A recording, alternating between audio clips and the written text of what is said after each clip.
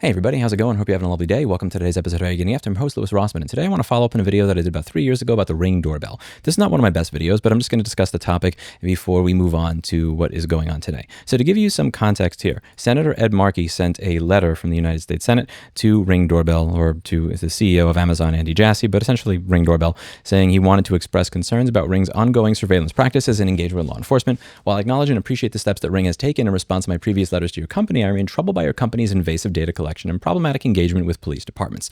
Now, the question that I focused on in the video I did was question 7. Ring has stated it will not share customer information with law enforcement absent consent, a warrant, or an exigent or emergency circumstance. Please explain in detail Ring's specific internal policies regarding what constitutes an exigent or emergency circumstance, and B, how many times has Ring shared a user's recordings with law enforcement because of an exigent or emergency circumstance. Now, keep in mind here, he's not asking how many times have you shared with law enforcement with a warrant or a court order, or even with the consent of the person who owned the Ring doorbell. How many times have you just essentially allow them to go in there and just take those recordings from the user's camera and use them as they please? And Amazon's answer to that was that they've done that 11 times. And do keep in mind, this is from a letter that was written, I believe, 3 years ago, over 3 years ago at this point.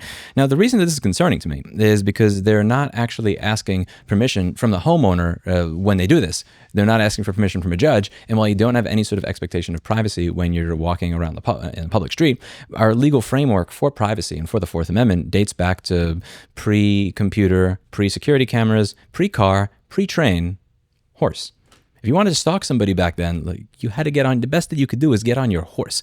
And our legal framework has not necessarily come up to date to deal with this reality. Now, Flock is a series of cameras that I've been talking about a lot in this channel. They're AI surveillance cameras that have a system where if you want to track a vehicle, where it's going, essentially you're combining the worst of ChatGPT with the worst of having a security camera everywhere. And you can use this to track people everywhere that they go. If you have a Flock camera that's on the side of I-10 and you have a town like the one I went to last time, Vidor, Texas, where in order to leave the town or get into the town, you're essentially going on I-10, you've created a circumstance where, fuck you, spam call, you've created a circumstance where you can track the coming and going of virtually any resident, and it would be fairly simple to track and figure out exactly where they have gone.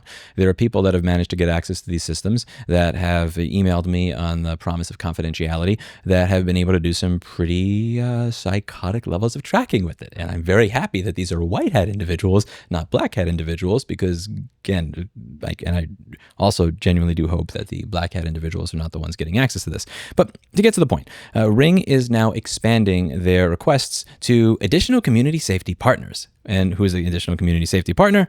Flock. Ring's mission is all about making neighborhoods safer. Earlier this year, we told you about Community Requests, a feature that enables customers to respond to requests for help from local public safety agencies in the United States.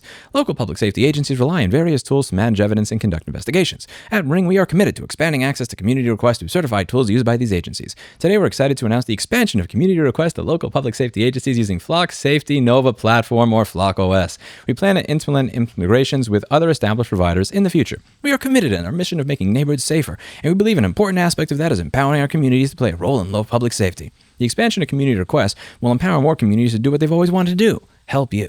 Flock Nova and Flock OS are secure platforms designed to assist public safety agencies in their evidence collection and investigative work. When local public safety agencies using one of these systems submit a community request, they'll follow the same established guardrails. They must include the specific location and time frame of the incident, a unique investigation code, and details about who is being investigated. Yeah, okay, let's talk a little bit about those. So in Houston, when they were doing probes of the Flock system, they found that these guardrails, these standards, all of this stuff, here's what they were actually inserting when they were using it. They were using this AI-powered surveillance system like a search engine.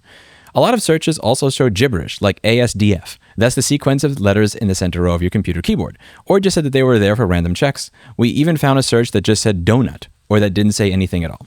So now when we talk about these types of AI-powered surveillance cameras, people will say, well, Louis, you use Frigate in front of your house, right? I mean, doesn't Frigate use AI? And it's like, bitch, that ain't the same. Don't actually me, you pedantic fuck. I have a camera system it's called the CCTV system, closed circuit television. Closed, meaning nobody else gets access to it.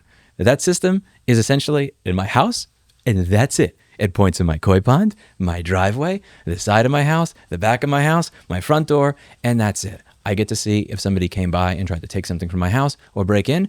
I'm the only one with access to it. It is not used to track people. The footage is deleted after one day. That is very fucking different than having thousands, tens of thousands of cameras across the country that can be logged into from a single location that you can then use text-like prompts like you're using ChatGPT. Hey, ChatGPT, what was the weather like on this day? Hey, ChatGPT, where do people that look like this tend to congregate? Hey, ChatGPT, look through these 10,000 cameras and give me the details on these individuals. That's a different thing. And when you're adding all these cameras into it, it just gets creepy. And I really, here's the thing with Right to Repair. The biggest failure that I have is that I didn't really get involved until it was too late. I didn't think of it as a thing until 2014 or 2015. Truly. I mean, I understood the issues, but I never actually thought, let me make a video on this. Let me talk about it publicly. Let me actually ask why things are the way they are. And then by the time I did, it's too late. I hate saying it, but we've gotten a lot of Right to Repair bills passed. Is it easier for you to fix MacBook motherboards? Is it easier for you to fix anything? I mean, people in the automotive industry are talking about how much harder it's getting all the time. You have advertisements going up saying that you're giving the keys away to Russia and Iran and China if you let people get access to basic tools to be able to fix what they own. In a bunch of different industries, it's getting more difficult to do repairs because we started speaking up far too late into the process. And as a result of it, while I'm glad that I've raised awareness on these issues, while I'm glad that there's a new generation of engineers that say, I don't want to make products that are the type of shit that Lewis couldn't have fixed on his channel back in the day when I was watching his channel and became inspired to become an engineer, I also realized that, I kind of started talking about it a little too late. I did everything I could, but I feel like I failed everybody. And the thing with this issue is you can't really afford to fail here because at least with Right to Repair stuff, there's the opportunity for businesses, for new companies to come out, for new paradigms to come out. And when those new paradigms come out and those new companies come out, for them to have different behavior. But I don't see that here. Once that type of surveillance system is put up, you're not getting it taken down. Which is why I think it's important to speak out against this and push back against this as soon as humanly possible. You're going to see and you're going to notice that I'm going to be traveling a lot in the near future. I'm going to be showing up to local city council meetings. I'm going to be trying to organize people to show up to those city council meetings as often as possible. And I'm going to try and organize people all around the country to say, fuck this shit and get this out of here. Because I'm hoping that even though I've realized this is an issue a little bit too late, that it's not like Right to Repair where it's too late to actually make genuine, real progress and get things improved for the better.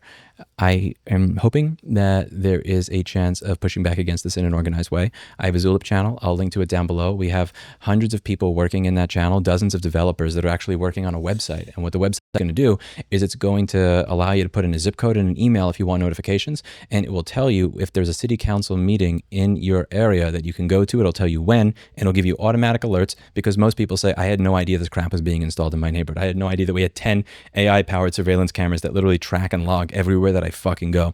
And most people have no idea. So the first thing is creating awareness for it. So we have a lot of developers working on that. I'm speaking with a company called Curate Solutions that has this really interesting scraping tool that shows you what's going on in over 12,000 municipal governments all around the country. They have an API access, which again is, we're talking in like the tens of thousands of dollars for this that I'm going to be paying out of pocket. But again, I do not have time to start a nonprofit for this. I do not have time to try to raise money for this. Like, if it's not done now, I'm going to have a camera shoved up my ass everywhere I go for the rest of my life, and that's unacceptable. I am going to be using that because I want to not miss a single fucking one. The Zulip room is going to be organized where there's a room for every single local government. So if you want to speak about and get notifications about what's going on in your area, you can. If you want to speak in the general chat, but you don't really feel like getting notifications for what's going on in New York City or Custer, North Dakota, then you can turn off notifications for those channels, and I'm going to try and encourage as many people as possible to push back against this. Also, we are doing an in-person meetup at 7:30 in Austin, Texas. If anybody wants to come by, we do it every Friday, 7:30. Anybody is welcome to come by to Lustre Pearl East. I'll include a maps link down below. I hope I remember to, because I'm actually kind of running out of time today with all the stuff I have to do, especially with editing this video, which I probably won't edit. We'll just leave the rambling in anyway. Anyway, that's it for today. And as always, I hope you learned something. Do me a favor, help me push back against all this shit. There's a chat thing down below. If you're interested and you've seen these cameras show up in your state, email youtube@rossmangroup.com. Let's try and push back against it in an organized way. It's not too late to not be surveilled everywhere that we go. Like, again, if you go through my channel's history for 13 years, you're not going to pin me as an ACAB person or somebody that's throwing Molotov cocktails at the police or some psycho blue-haired person that just wants to fuck up everything. Like, you're not going to pin that on me that way.